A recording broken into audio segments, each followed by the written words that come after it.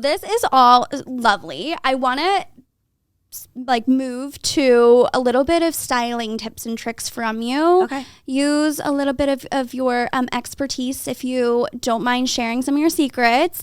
But one of the things we've sort of glossed over is things that are flattering on your body. Mm-hmm. Do you have a general rule of thumb for different body shapes? Someone who's maybe pear-shaped versus top heavy, is there things that they can do or should avoid to make it all feel a little bit more, what's the word I'm looking for? I was going to say perpendicular. What's the word? You know what I'm talking about? I do, but I don't know what word you're trying to say. Proportional. I'm like, oh my God. It's like my brain is just not working. That word really should have come to me a lot faster too, and it didn't, so it's fine. Perpendicular? Perpendicular. Yeah, that works geometry. Too. Yeah, that's fine. So yeah, there are definitely things I think for every body shape that you should kind of keep in mind, but I do also think that even within those body shapes, we're all so different that you just have to try things on and kind of play with your own proportions. For me, I am pear-shaped, so I like to accentuate my waist and I like to have a belt or tie something. And when I'm wearing these oversized blazers, if I'm going to do an oversized blazer that is also being paired with something that's wider on the bottom, then I do need to cinch my waist. But if I'm wearing a skinny jean or a skinny jogger, then it's okay to leave it open and let it hang. And then that feels proportionate. But if it's wide legs and an oversized blazer, for me, it just swallows me up whole because I'm short and I'm pear-shaped. And so that doesn't work for me. I think as I got older, I realized also that there's so many trends that are not going to work for my body shape, and I have to let go of those, and that's okay to do.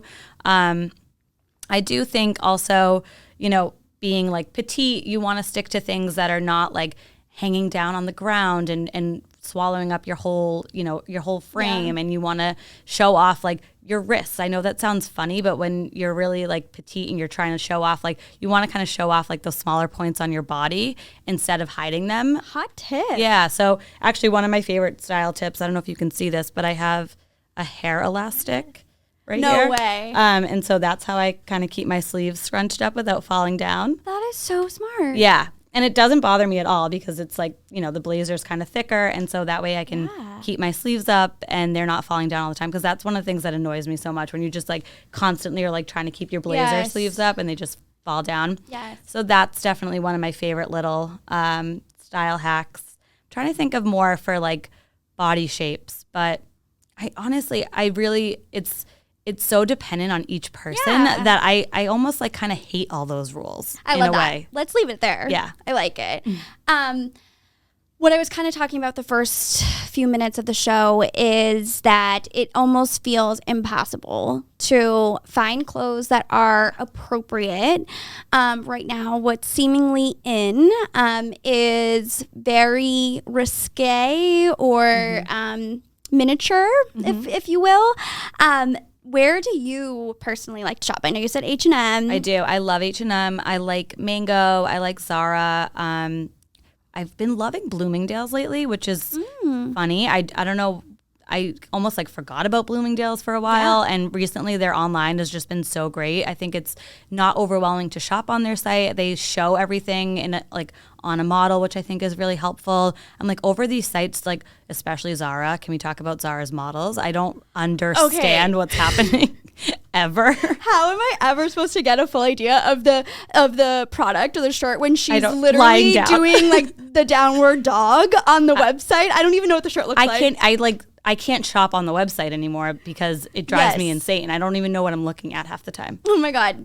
I couldn't agree with you more. It's crazy. It's horrible. So yeah, I like Shopbop. I like Intermix, but I'm all over the place. I'm a high-low, go all over the place. I don't stick to one specific brand or one specific price point. I like to just be able to buy pieces that speak to me and that I know I'm going to wear and get a lot of use out of. This blazer is H&M and I've worn it 50 times already. So, my cost per wear is probably 10 cents at this point, which is great. But then, I have a blazer that maybe costs $300 that I've worn that many times too. But you just have to find those pieces that really fit you well. Yeah. And I find that one of the things that I really like to do is get a piece in at home and try it on multiple ways. So I don't just like put it on with what I'm wearing. You know, like sometimes I'll be in sweatpants when like a package get delivered, but I'll try to put it on with an outfit and make sure that I'm actually going to use it and it's going to like work for my wardrobe rather than just being like, oh, I like the fit of this, but does it work with the clothes I have in my closet? Because if it doesn't look good styled with anything, it's just going to sit there and then I'm never going to get any use out of it. Wait, this is groundbreaking because also I'm thinking of a couple different things. Number one, I am less likely to return something if I've already had it at home with me for a couple weeks. So say I bought something, I didn't try it on in store, brought it home, and I don't try it on until 2 or 3 weeks later when I want to wear it out.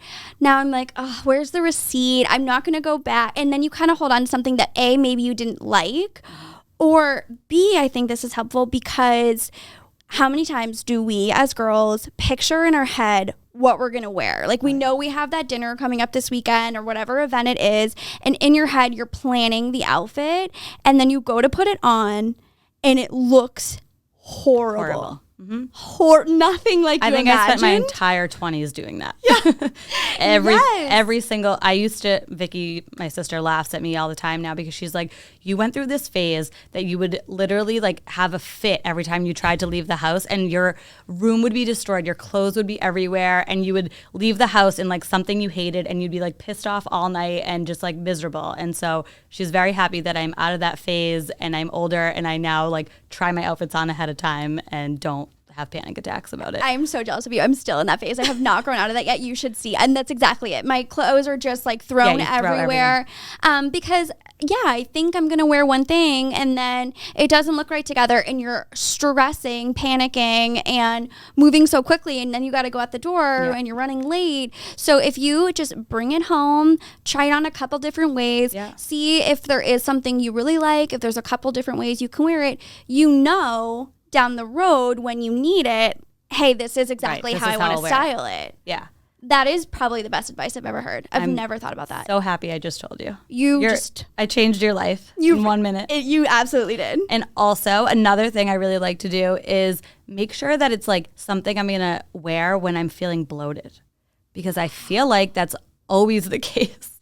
And half the time I'm like, oh, this was too tight. I shouldn't have kept it. Like, I can't wear it today. I don't feel like so skinny today. It's not happening. How many crop tops are just sitting in the graveyard of my closet because... Yeah, or like too tight jeans that you're like, but like I can button them. So like I'll keep them. And then you never want to put them on because you can't even breathe the entire day. I actually saw this, I don't know what social media platform it was, but some video yesterday and it was this girl and she had just the shot was probably from her like breasts to her waist and she was wearing a little crop top with jeans and it looked really tight. She had just a little bit of like the rollover and so she was kind of dancing around and moving and she said, how did I get my body from this to this? And it cut to her looking seemingly really thin and she said, I went up a size in my jeans. Yeah. And she said, stop trying to fit your body to your clothes and have your clothes fit your body. And I thought it was so powerful and something we need to hear. Like, who the hell cares? You could be a large in one company, an extra small in the next. Sizing is the weirdest freaking thing in the entire universe. And sometimes, like, you want to buy larger because of the oversized fit or whatever. Sizing doesn't matter. No, it doesn't matter at all. Stop trying to squeeze into like smalls. Like wear what fits you. Totally. And I agree with her because it really, if you just go up a size half the time, it's going to be so much more flattering on you than trying to squeeze yourself into the smaller size. It doesn't fit your body shape the way that it's supposed to when you're trying to squeeze into something. And it conforms to you when it's the right size and it looks great and you feel good and you're not like uncomfortable all day. And Vicky and I always joke that we have like pairs of pants that we can't wear if we have a long drive because they dig into you the whole time. And I'm like, why do I even have those pants? Like I shouldn't even have those pants in my closet anymore. But yeah, I love that tip because I totally agree that just going up a size can really just change the look completely.